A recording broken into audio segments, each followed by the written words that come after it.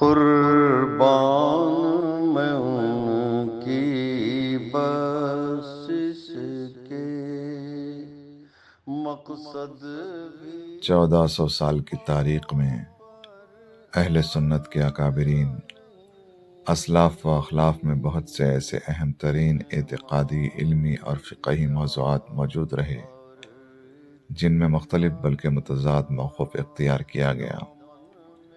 ہر کسی نے اپنے موقف کو حق جان کر بیان کیا، اس کو قرآن و سنت سے ثابت بھی کیا، دوسرے موقف کا علمی رد بھی کیا، لیکن کسی نے کسی دوسرے کو اہل سنت سے نکالنے کا فتویٰ نہیں دیا۔ اگر کہیں کسی امام یا طبقے نے ایسا قول کیا بھی تو اس کو قبولیت عامہ نہ ملی، سب اہل سنت ہی رہے، اور آج ہم ان سب کو اہل سنت ہی کہتے ہیں۔ ایمان ابوین، ایمان ابو طالب، شب معراج، جسمانی آنکھ سے اللہ کا دیدار، موسیقی و سماع حرام یا جائز، وحدت الوجود بمقابلہ وحدت الشہود، احکام شریعت مرتب کرنے کے فقہی اصول، اور پھر مذاہب فقہ میں جائز و ناجائز، حلال و حرام، فرض و غیر فرض، بلکہ کفریہ اور غیر کفریہ اعمال تک کی تقسیم میں مختلف فتاوے۔ علی ھذا القیاس سینکڑوں مسائل و موضوعات ہیں۔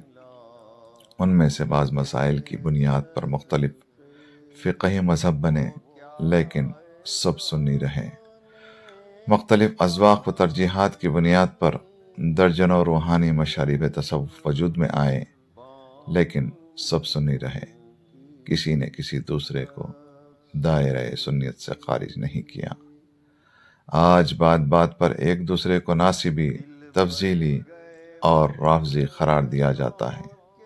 جب تک ہمارے اہل سنت اس فتنے سے چھٹکارا نہیں پائیں گے، کوئی اتحاد و اتفاق ممکن نہیں، کیونکہ اس وقت جتنے بھی اختلافی مسائل اہل سنت میں وجہ نزاع ہیں، ان میں فریقین کو ایک موقف پر جمع کرنا ممکن نہیں۔ ہر کسی کا اپنا مزاج ہے اور اپنے دلائل ہیں۔ ایسے میں دوسروں کو ان کے مختلف موقف کے ساتھ قبول کرنا ہوگا۔ بے شک ان کے موقف کو قبول نہ کریں، ان کو قبول کریں، ان کے موقف کا علمی رد بھی کریں، لیکن ان کو اہل سنت کے دائرے میں قبول کریں۔ اگر آپ میں یہ کرنے کا حوصلہ نہیں تو سب کاوشیں بے ثمر جائیں گی۔ محروم کبھی لوٹا